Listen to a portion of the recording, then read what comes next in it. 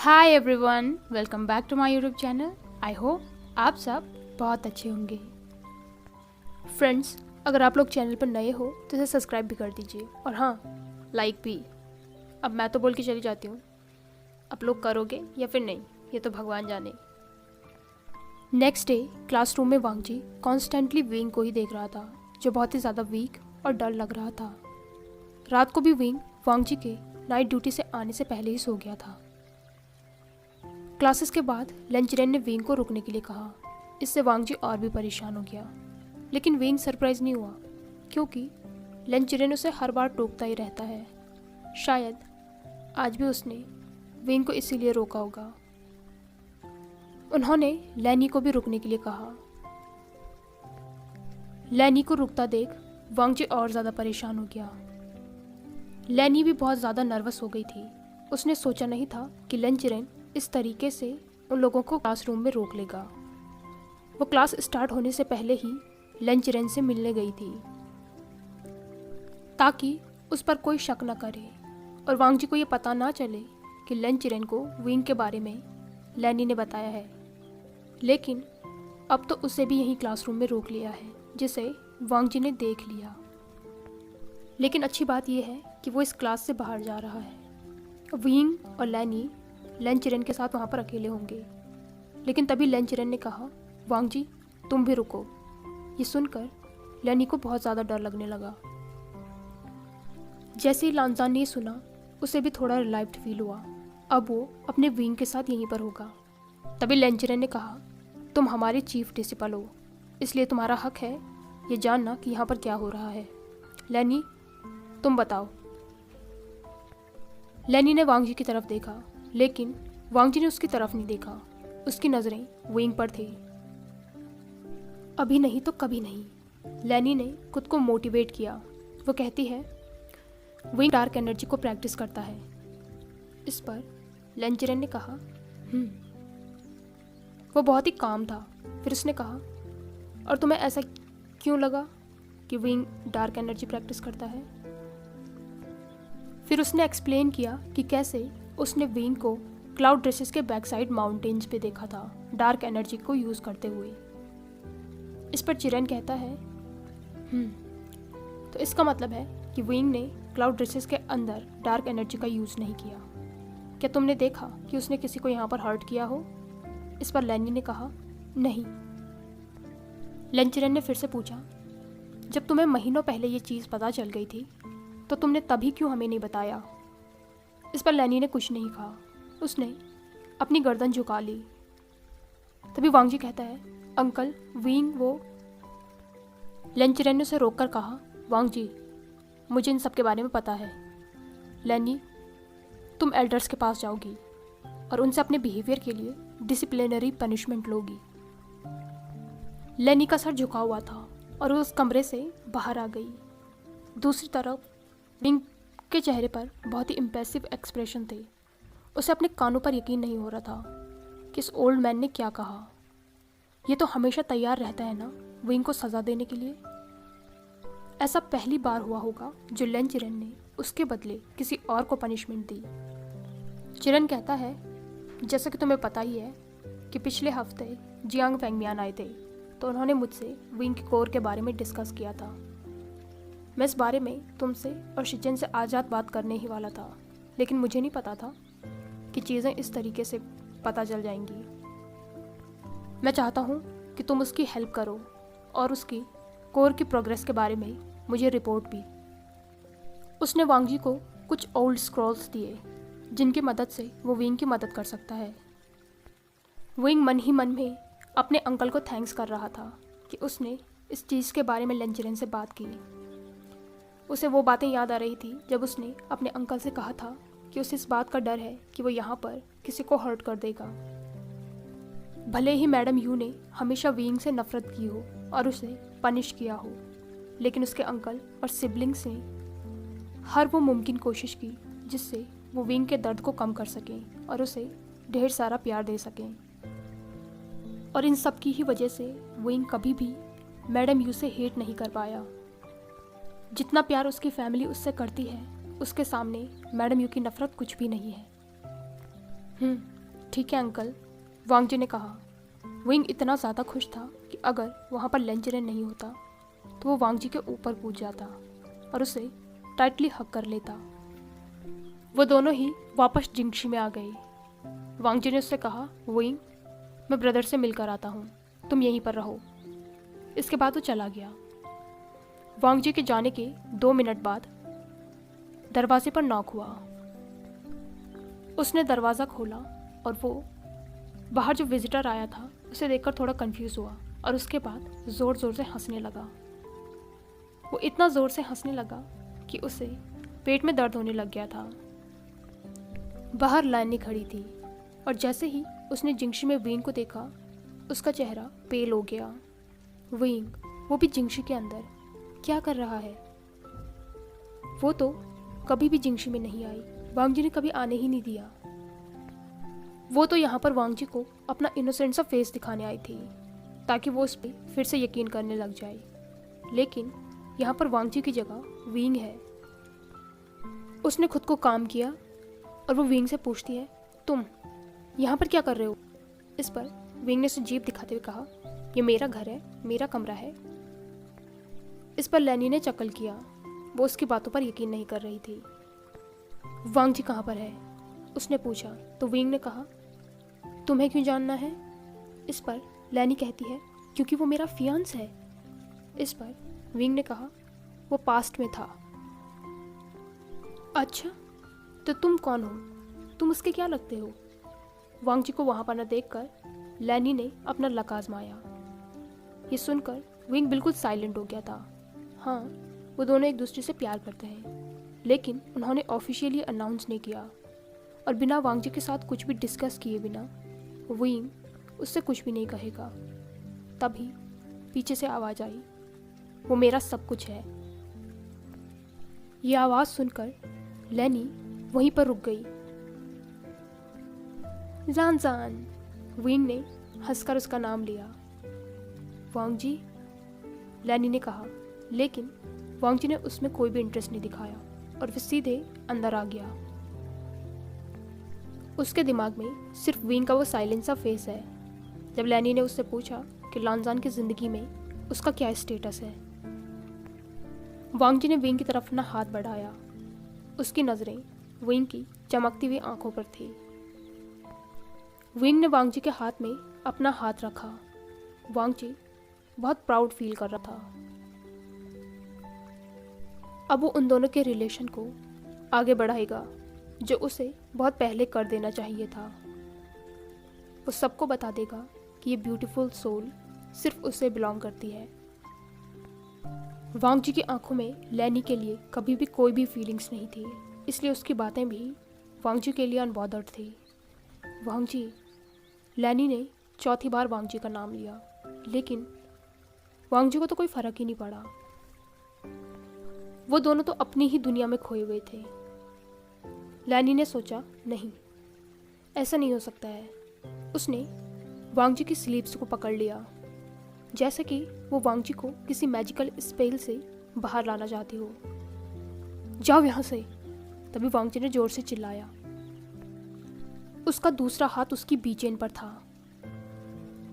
लैनी ने डर के मारे जल्दी से वांग जी की स्लीव्स को छोड़ दिया। विंग ने जेंटली वांग जी के हाथ को स्क्वीज किया और थोड़ी देर में जो कोल्ड ओरा था वो कहीं गायब हो गया। वो दोनों हाथों में हाथ लिए वहाँ से चले गए और लैनी अभी भी वहीं पर खड़ी रही। वो वांग जी की पर्सनालिटी में आए हुए उस चेंज और उसके उस बदलते हुए ऑरा के बारे में सोच रही थी जो उसने आज से पहले कभी भी नहीं देखा। थोड़ी देर चलने के बाद विंग ने रियलाइज़ किया कि वो लोग लेंजरेन के चैम्बर की तरफ जा रहे हैं। वो रुककर कहता है, लानजान, मुझे कुछ टाइम चाहिए। ये सुनकर लानजान भी रुक गया और वो विंग की तरफ मुड़ा। तभी विंग ने कहा, लानजान, मैं अभी इस चीज़ के लिए रेडी नहीं हूँ। वो आगे एक्सप्लेन नहीं कर पाया।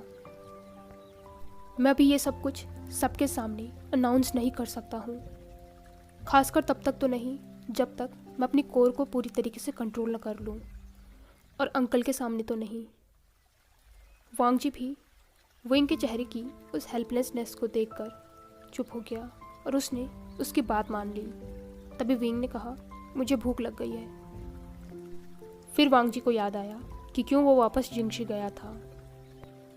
अपने ब्रदर से मिलने के बाद उसने सोचा कि वो चेक कर ले कि विंग को कुछ चाहिए या फिर नहीं। अगर उसे भूख लगी होगी तो वो उसके लिए खाना बना लेगा। और अच्छा ही हुआ कि उसने वापस जिंगशी जाने का सोच लिया, वरना वो उस पर्सन की दूसरी साइड को कभी नहीं देख पाता जिसे वो अभी तक अपना अच्छा दोस्त समझता था। अब वांग जी को समझ आ रहा था कि विंग को कैसा फील होता होगा जब भी वो उससे डील करता है। तभी वांग जी ने विंग से कहा, तुम क्या खाओगे? विंग, जिसे देखकर ऐसा लग रहा था कि वो इसी क्वेश्चन का वेट कर रहा था, उसने अपनी पूरी लिस्ट वांग जी को सुना दी, जिस जिस चीज़ की भी उसे क्रेविंग हो रही थी। और उसने उन चीज़ों को हाईलाइट भी कर दिया था जिन्हें वो आज खाना चाहता है। ये देखकर वांग जी ने स्माइल किया और उसे वापस जिंगशी लेकर गया ताकि वो तब तक रेस्ट कर ले। कुछ देर बाद जिंगशी के दरवाजे पर फिर से नॉक हुआ और इस बार वांग जी के साथ शिचेन भी था। शिचेन ने कहा, यंग मास्टर वे, अगर आपकी इजाज़त हो तो क्या पहले हम आपकी कोर को एग्जामिन कर सकते हैं? ये सुनकर विंग बेड पर लेट गया ताकि वांग जी उसकी कोर को एग्जामिन कर सके। वांग जी ने अपनी 2 फिंगर विंग के टेम्पल के दोनों तरफ रखी और उसके बाद अपनी उंगलियों को उस पॉइंट तक लेके गया जहाँ पर विंग की कोर प्रेजेंट थी। पहली बार वांग जी ने तब विंग की कोर को एग्जामिन करना चाहा था जब विंग ड्रंक था, लेकिन उसे कुछ भी महसूस नहीं हुआ। और सेकंड टाइम आज भी उसे विंग की बॉडी में एनर्जी के कोई भी ट्रेसेस महसूस नहीं हो रहे हैं। वांग जी ने 2-3 बार ट्राई किया, फिर शिचेन ने उसे रोक दिया। उसके बाद शिचेन ने भी ट्राई किया, लेकिन उन दोनों को एक से ही रिजल्ट मिले। इसलिए शिचेन कोई दूसरा रास्ता सोच रहा था। तभी दोनों भाइयों ने एक दूसरे की तरफ देखा और वांग जी ने नोट किया। वांग जी विंग को अपनी स्पिरिचुअल एनर्जी देने लगा, लेकिन इससे वांग जी को एक बिजली का झटका सा लगा। ये चीज़ उसे हर्ट भी कर सकती थी अगर उसका कल्टीवेशन लेवल इतना हाई ना होता तो। वांग जी के चेहरे पर कोई भी एक्सप्रेशन नहीं थे और विंग की आंखें बंद थी, इसलिए उसे कुछ भी पता नहीं चला कि अभी क्या हुआ।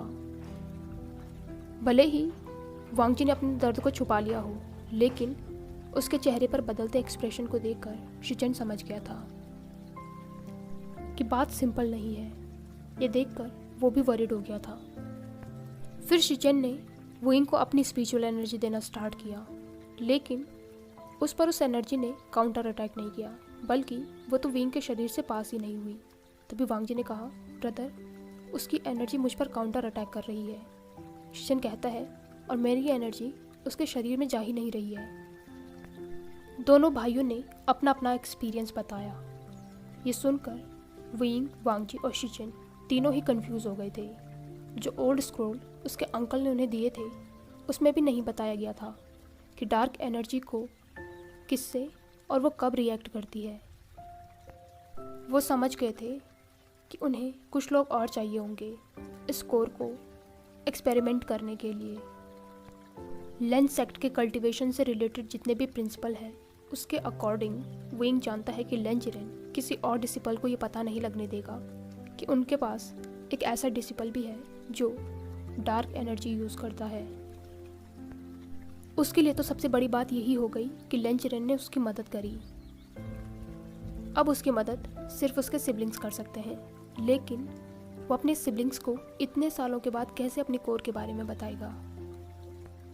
वैसे तो उसके सिबलिंग्स इस सिचुएशन में हर समय उसके साथ रहेंगे, लेकिन वो अपनी वजह से उन्हें किसी भी तरीके की परेशानी में नहीं डालना चाहता। दोनों भाइयों ने विंग के वरिड फेस को देखा, फिर उन्हें सोचा कि इस डिस्कशन को उन्हें आज यहीं पर ख़त्म कर देना चाहिए। विंग और वांग जी ने डिनर किया और उसके बाद वो दोनों सोने चले गए। पूरे वक्त विंग बिल्कुल साइलेंट रहा। विंग बिना किसी को खतरे में डाले इस प्रॉब्लम को सॉल्व करना चाहता है। वो दोनों भले ही सो गए थे, लेकिन दोनों में से नींद किसी को भी नहीं आई। लानजान, विंग ने अपनी इंडेक्स फिंगर से वांग जी के चीक्स को पोक किया। तुम परेशान हो? विंग ने कहा। सो जाओ विंग, लानजान ने कहा। लानजान उससे क्या कहे। उसे तो उस समय से ही हार्ट ब्रोकन सा फील हो रहा है जब से विंग की कोर ने उसे रिजेक्ट किया है। शिचन को तो उसकी कोर ने एक्सेप्ट ही नहीं किया, लेकिन वांगजी को क्यों रिजेक्ट कर दिया? उस पर क्यों उसने अटैक किया? वांगजी के मन में बहुत से इमोशंस उमड़ रहे थे। फिर वो खुद से ही कहता है, मैं बहुत ज़्यादा सोच रहा हूँ। उसके दिमाग में बार बार उस नाइट हंट वाले दिन का सीन याद आ रहा था जब उसने विंग को हर्ट किया। तभी विंग कहता है, लानजान, क्या हम अपने बारे में अंकल को बता दें? वो वांगजी की वरी को थोड़ा कम करना चाहता था। तभी वांगजी ने कहा, जब तक तुम रेडी नहीं हो तब तक हम नहीं बताएंगे विंग। उसने विंग को अपने पास खींच लिया। वो कहता है, मैं सिर्फ तुम्हारा बन जाना चाहता हूँ। वांगजी को भी पता है कि अभी वो बच्चों जैसी बातें कर रहा है, लेकिन जिस तरीके से विंग की कोर ने उसे रिजेक्ट किया है उससे ये बात हजम नहीं हो रही है। वो ये श्योर करना चाहता है कि वो पूरी तरीके से विंग का है। तभी विंग ने उसे छेड़ते हुए कहा, ओह, तो लानर गग्गा रोमांटिक बन रहे हैं। ये सुनकर स्लोली वांगजी के कान पिंक हो गए थे। तभी विंग ने फिर से कहा, क्या हम लव मेकिंग के बारे में सोच रहे हैं? शेमलेस।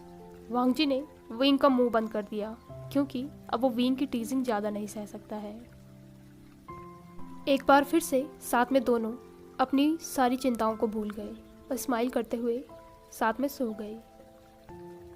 नेक्स्ट मॉर्निंग जब विंग उठा तो उसे वांगजी की वार्मनेस नहीं फील हुई।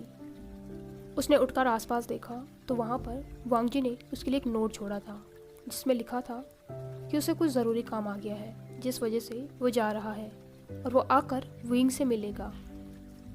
उसने दरवाजे को भी सील कर दिया था ताकि विंग अच्छे से रेस्ट कर पाए। विंग जो कि एक बटरफ्लाई सोल है, जैसे उसे पता चला कि दरवाज़ा सील है उसे बिल्कुल भी अच्छा नहीं लगा। लेकिन लानजान ने ऐसा किया है इसलिए उसने ज़्यादा सोचा नहीं और वो वेट करने लगा। थैंकफुली उस नोट के ही बगल में खाना भी रखा हुआ था, वो भी विंग की फेवरेट चिली सॉस के साथ। इसलिए विंग ने जल्दी से नहाया और उसके बाद अपना फेवरेट फूड खाया।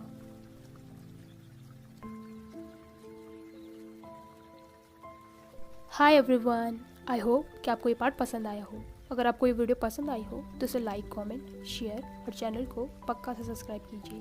Thank you.